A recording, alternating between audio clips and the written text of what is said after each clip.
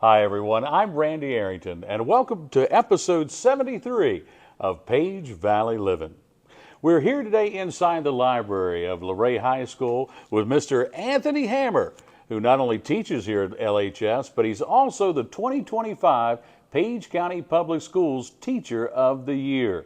The division got winners together back on May 12th at the Burner Barn out at Luray Caverns, and they announced the winners for each individual school. Amongst those 9 finalists or 9 teachers of the year from each school, it was Mr. Hammer that was chosen as the division's overall Teacher of the Year, and he'll represent Page County Public Schools in a statewide competition. We're going to learn more about Mr. Hammer and what he does here at Luray High School when we come back in just a moment after a word from our sponsor.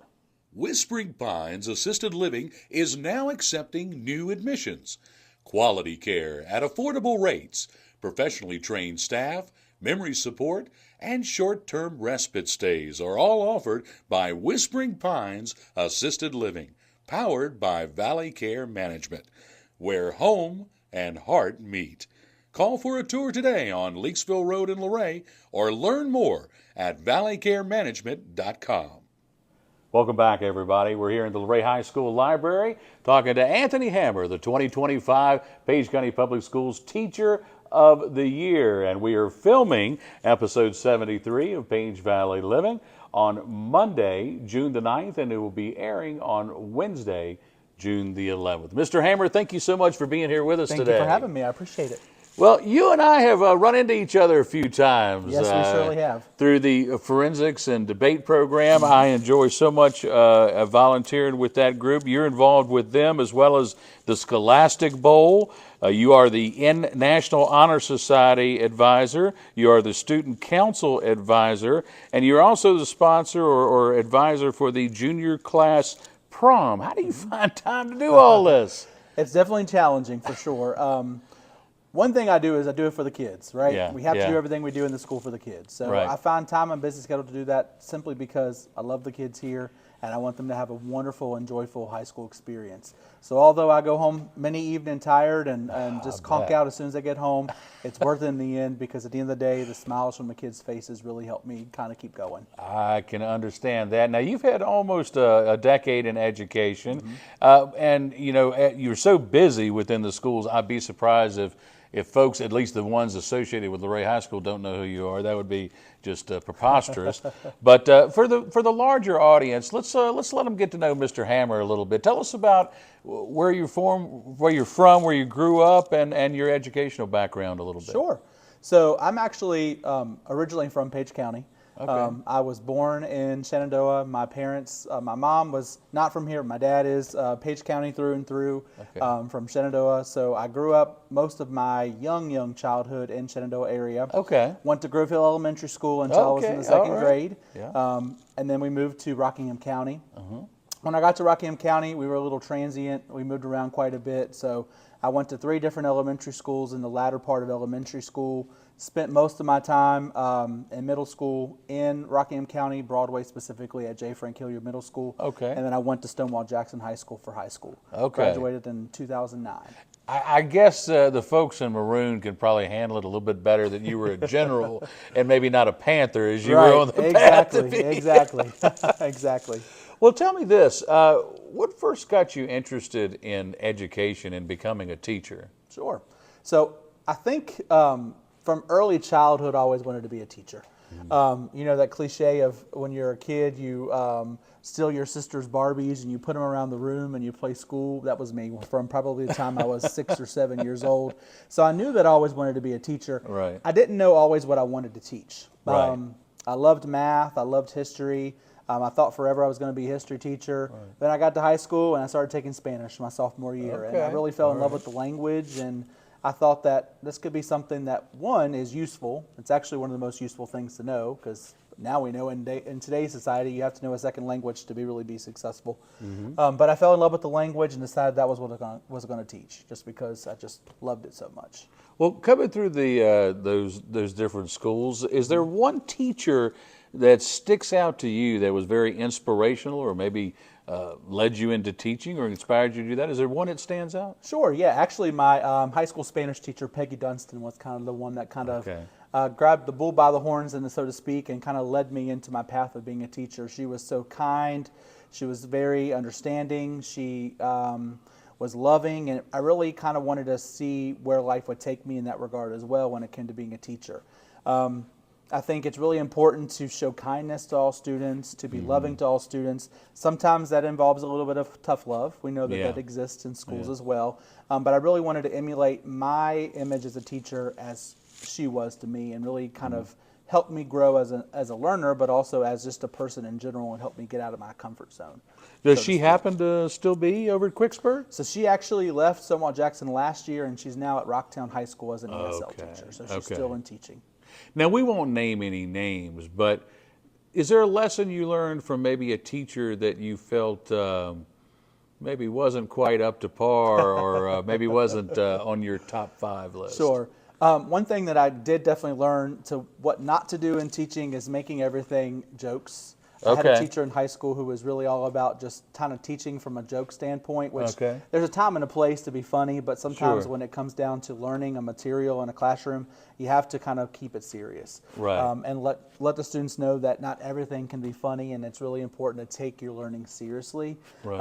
And that was kind of a lesson I carried with me in my teaching career. I love to have fun with my students. We have a great time in my class. We know when to cut up and have fun, but sometimes it comes down to this is the time to be serious, and we need to be focusing on what we're supposed to be doing. Now, all these extracurriculars you got here, you got about 5 of them that you help sponsor or an advisor for. What's your classroom subject? What do you teach in the classroom? So I teach Spanish 1, 2, and 3. Spanish 1, 2, and 3. Yep. So I guess that's how Gwen Burley got you roped Yep. into all these other things, right? Definitely. When I came on board to Page County in 2020, during COVID, she was starting to get back amped up over here at the high school with Yeah. forensics and debate. And Yeah. so when we met for the first time and started talking through what we liked and what we don't like and what we're interested in and what we do, I had mentioned to her that I did forensics in high school. Oh, wow, okay. And that I had coached debate and forensics at Stonewall when I was there. So she kind of said, "Okay, come on over and help me out a little bit," and I've been doing it ever since. And it started with that, and then everything else that she could get you to. Right, exactly. I think she does that to a lot of people. Right, I agree. Yeah. But the thing I love about Gwen is that she and I work very well together, and I think that's what makes us a good team. Absolutely, absolutely. In your, I believe you said 9.5 years or 9th year that you've been in education. Do you look back? Is there a moment that you remember that you kind of sat there and you said, "Okay, yeah, I have chosen the right profession"? So I'll be very honest with you. I taught for 4 years, and then Yeah. I was totally burnt out. So after 4 years of teaching, I left and I dabbled in different things outside of education. I worked at Mary Baldwin University in higher ed and administration there for a little bit, bringing students in and doing Yeah. some admissions work. I did a little bit of sales work, and I figured out that I was not a good salesperson. I love to talk, but I'm not good at persuading people to buy something. So when I was thinking after I was wrapping things up at Mary Baldwin about what I really wanted to do with the rest of my life, education, being in the classroom, being a teacher again, kept coming back in my brain. Right. And so when the opportunity arose to come to Page County, I jumped on and applied. And luckily, I had a connection here. Jackie Sullivan-Smoot, one of our school board members, yeah. was my guidance counselor in high school. And Oh, she wow. kind of walked me through the application process and really kind of pushed me to jump in and come back to teaching. And that's where I am now, and I'm so happy to be back. Well, I tell you what, we are glad to have you Thank you. back here, and obviously the 2025 Teacher of the Year, Anthony Hammer here. And I tell you, you mentioned Miss Sullivan-Smoot. Sad that this is her last year on the school board after a very long and great tenure on there. Exactly. She has been a leader in that group and a strong voice for the teachers and Yes. the kids and the system as a whole. So. Right. Page County is definitely losing a great one. No doubt about it. Well, they got three seats to fill Exactly. coming up this next election. So, hey, folks, who want to run for the school board, 3 seats are coming up. Hey, we're going to take a quick break right now, and then we're going to come back talk more with Anthony Hammer, our 2025 Page County Public Schools Teacher of the Year. More with him right after another word from our sponsor. Hawksbill Assisted Living in Luray is now accepting new admissions. Hawksbill Assisted Living, powered by Valley Care Management, offers quality care at affordable rates, professionally trained staff, and veterans aid and attendance. Come visit Hawksbill Assisted Living, located near the beautiful Hawksbill Greenway in Luray. Call for a tour today or learn more at valleycaremanagement.com. Hey folks, we're back again here in the Luray High School Library with Anthony Hammer, our Teacher of the Year. Teaching today, you talked about earlier in the first segment about doing this profession for a few years and getting burnt out, and that is very common in the profession. It sure is. Not only is it the stress of the situation of dealing with the kids and behavioral issues, you got the administrative and the bureaucracy and the paperwork, and it really is a lot on teachers today. What do you feel like is the number one challenge? There's many. We could spend an hour talking about the challenges of education, but what do you feel like is probably the number one challenge for teachers today?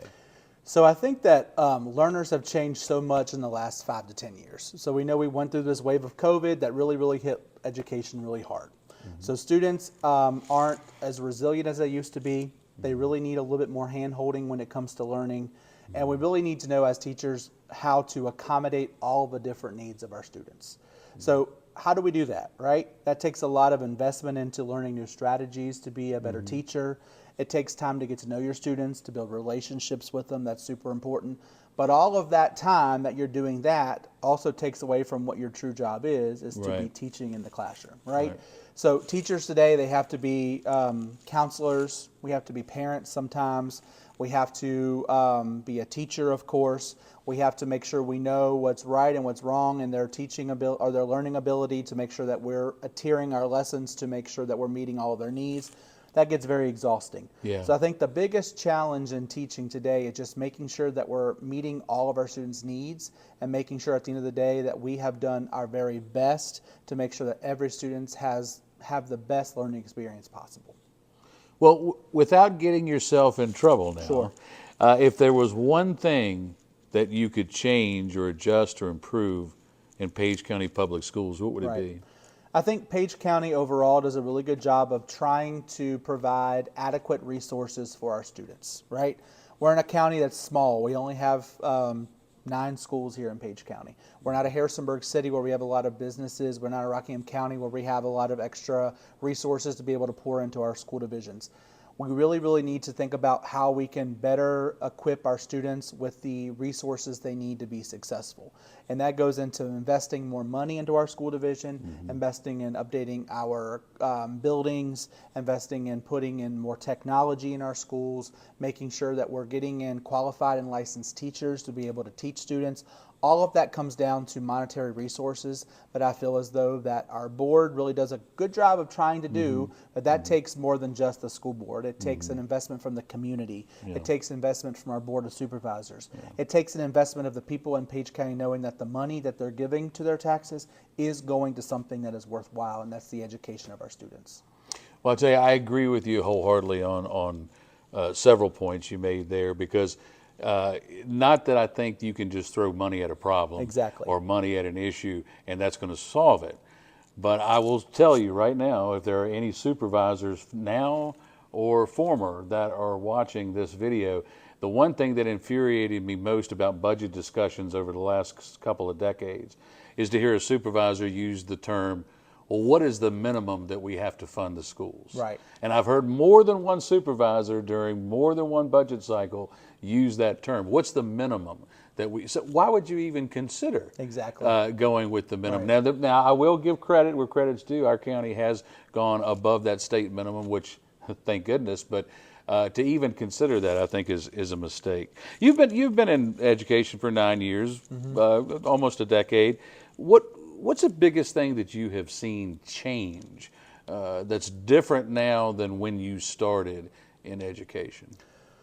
From a student perspective, it is their ability to, what's the word I'm saying? Staying on task and being able to do things for a long period of time, right? We have, we're raising a generation of students that thrives off instant gratification, and sometimes that we tend to give in them too quickly, and we tend to provide them with too many opportunities, and sometimes that can be to their deficit, right? We need to make sure that we're holding students accountable in all regards, and that means that sometimes learning isn't always going to be a cruise ship, right? Where you have all these activities and you're making things so fun all the time, right? We can't always be a cruise director where we're putting our hat on, we're doing all these multitudes of activities. Sometimes going back to the old-fashioned way of teaching is not always wrong, right? Right. There's so many different teaching strategies. There's so many different pieces of technology out there that we have access to or could have access to through other resources that we could use. But sometimes just going back to our tried and true foundational skills and teaching strategies is really more important. So I think that we need to balance the new with the old to make sure that students are really being, one, held accountable for their learning, and two, that we're really trying to meet their needs where their needs are, right? And doing that is making sure that we're balancing fun versus serious versus technology versus paper pencil. All of those things come into play when it comes to good teaching. Well, you are very deserving of being Teacher of the Year, but I have to say, I think we've got a lot of good teachers in our school system. I agree. Greg Morrison from Springfield Elementary was our Teacher of the Year for the division last year. We've had individuals named at each school, each year, a Teacher of the Year for each school. And I think there are a lot of them out there. I think there are a lot of hard-working ones. A lot have been in the system for a long time. Right. Are there any particular ones that you find among your peers that are inspirational here in Page County Public Schools? One thing I'll say about Page County Public Schools is the longevity of our staff here. I worked at Luray Middle and Page County Middle my first year here. Then I transitioned to Luray High School. As I think about those three buildings I've worked in, the amount of teachers who have stayed and worked with Page County Public Schools for 20, 30, sometimes even 40 years is amazing, right? So I think one thing I really do appreciate about the people that I work with is that they are driven by staying in their roots, right? They're staying in their home. This may not be their home per se. They may not grew up here, but they've decided to stay here and really invest a lot of time and energy into this county and our students. So I appreciate that across the board as a whole for our faculty. Some people that come to mind that I really take inspiration from, I built a really good relationship my very first year in Page County Public Schools with Joan Berner. Joan Berner, Algebra 1 and Math 8 teacher at Luray Middle. She's going to be retiring this year. She just had a retirement party. She did have a retirement party this past weekend. So she kind of helped me get back into teaching reality, right? I was out of teaching for almost 4 years. So I kind of had forgotten what it was like to be in the classroom and in the trenches, so to speak. So she helped me bring that back to reality. She allowed me to understand that, we have to be flexible. We have to be a little bit vulnerable in our teaching. We have to also hold students accountable. And what that looks like from a different teacher's perspective is, my way of holding students accountable and your way of holding kids accountable as a teacher might be a little different. But as we come together as a collective unit, that's what makes us stronger. Yeah. So I really learned those valuable lessons from her. Another person I really take a lot of opportunity to watch and grow from is my colleague, Gwen Burley. She's someone who really has helped me. She has mentored me as I came back to the classroom. She's someone I look up to simply because she gives her heart and her soul to the students of Luray High School. Right? Yeah. She does a lot of things in the building as I do. I always say that without her and I, this building probably would not be running on as many fumes as it's running on now, right? I think the students have a wonderful experience here, or getting to a wonderful experience here because we do so much for them. Yeah. But she's someone I really do appreciate because she literally lives, eats, and breathes Luray High School. Yeah. And I don't know how she does it because I know I do a lot, but she does a lot more than I do. So I really do look up to her, and I really value our friendship, and I really think that the relationship that we have and the program we're building here for our Spanish department is really something that is to be special. Do have a question about Gwen. Sure. How many cups of coffee does she drink a day? I don't know. I would say probably upwards of 3 or 4 in the morning. I would think, because she's spunky as soon as she walks in this building in the morning. Exactly. The most energy I have ever seen of anyone out there. Talking about her, I do want to, before I get to my last 2 questions, I do want to talk a little bit about a lot of the things you help sponsor here has to do with public speaking. Right. Debate and forensics, student council, being involved in that level, and that's something that's close to my heart. took those courses and clubs and stuff in high school, enjoyed them. I see the benefit of them. Do you see students going through that are they understanding the benefit that they're getting from this? Do they see the benefits firsthand? And particularly a kid that goes from maybe shy to even read a poem in front of a class to goes out and wins the region or something. I think that is something that I really love seeing over the last 4 years of being in this building, specifically being a part of the debate and forensics team. Yeah. We have a handful of students who, from their freshman year to their senior year, have grown substantially in their ability and their confidence just to be able to get in front of people and speak. I think of one young lady who I met as a freshman who just graduated this past year, who is still super reserved and shy, but the way that she approaches getting in front of an audience and speaking with poise and just being able to have confidence is so much better than she did when she walked into my classroom on the first practice of her freshman year. Yeah. So I think the growth potential that these students see being a part of these public speaking organizations and clubs really is fruitful and really going to help them in their life. I do wish, though, more students would take advantage of it. Yes. I feel as though that is something that I really want kids to do more of, is getting involved in other things than just sports. Sports are super important, but we offer so many extra opportunities here, extracurricular clubs, as well as these organizations like Scholastic Bowl, Forensics, and Debate. And you're not too cool to do Scholastic Bowl, Forensics, Debate. Right. It is okay to be a football star and also be a nerd. It is okay to do those things. Yeah, no, I tell you, I did sports and public speaking and student council and loved it. And I remember the last 2 winters in probably late February, seeing you twice in one Saturday. Right, we'd be on Saturday morning, we'd be at the region for forensics, where Luray would win the region title, and then the basketball game that night where we won the region title. That was a long day for sure, but definitely 2 events that were near and dear to my heart. Seeing my team, our debating or our forensics team win regionals, and then going and supporting our basketball team was amazing. That was a wonderful day. 2 years in a row. Exactly. Yes. 2 years in a row. Last couple of questions here, Mr. Ham. You've been very gracious with your time here today. Thank you. Couple of general questions. What do you had a situation where we talked about the difficulties, the obstacles, the challenges of teaching. You got into it, got a little burnout, came back.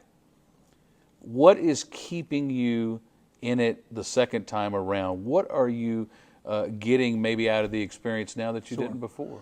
So I think as you grow older, you get wiser, right? So I think that's one thing that kind of keeps me in teaching now, is that I was second guessing a lot of life choices when I was in my early 20s, and I was like, is this something I really want to dedicate my life to? And now that as I move into my mid 30s and as I came back to teaching 5 years ago, it is really something I want to dedicate my life to. We have a need for good teachers and quality education. I think that we have, since COVID, we've kind of lowered the bar for students, and we haven't held them to their full potential. And I think as we move from that COVID fog, as we say, into a normal educational experience, I think that rigor, I think that accountability, all those things will increase. And that's what keeps me going, is that I know at the end of the day that students are, one, learning from me, and that I am really, really, in my classroom and outside of my classroom and the things that I sponsor, I'm hoping that I am really helping these students see the bigger picture of life, and that not everything comes down to what you wear to school and what friends you have. It really comes down to the experiences you get yourself into. Those are going to be what carry you through life, not what you wore to school and that you got picked on because your hair was blue one day and pink the next. Those things at the end of the day don't matter. It's those experiences you did and those friends you made in those moments are lifelong.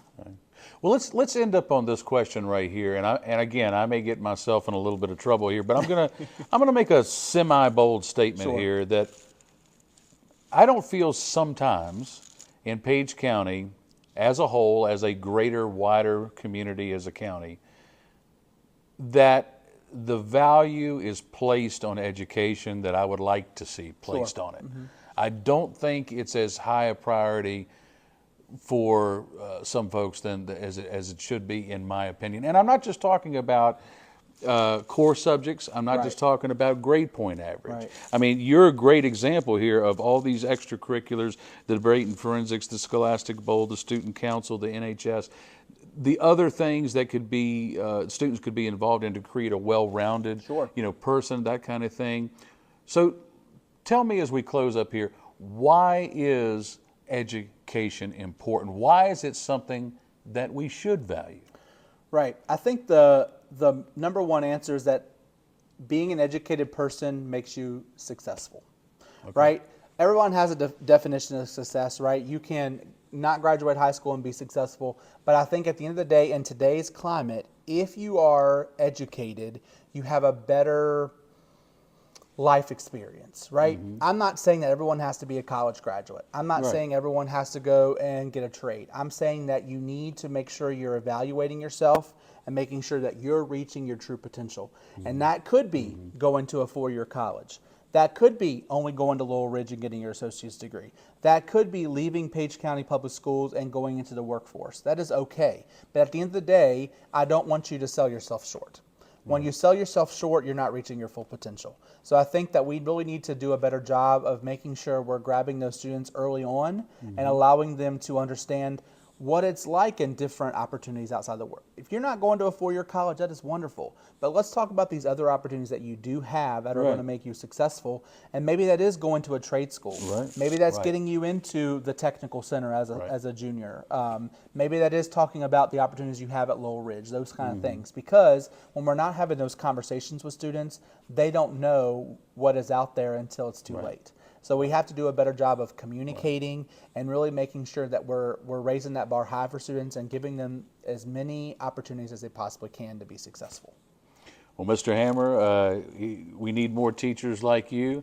I think you're helping a lot of students and shaping young lives, and we thank you for everything that you've done. Thank you so much, Mr. Arrington. I appreciate you. Your 2025 Teacher of the Year for Page County Public Schools, Anthony Hammer. We thank him for his time today, and we thank you for listening along with us here on episode 73 of Page Valley Livin'. If you enjoyed this episode, make sure you hit that like button and subscribe to our YouTube channel at Page Valley News right there on YouTube. As always, we'd like to thank Eleanor Arrington for her help behind the camera today and in the editing room this week.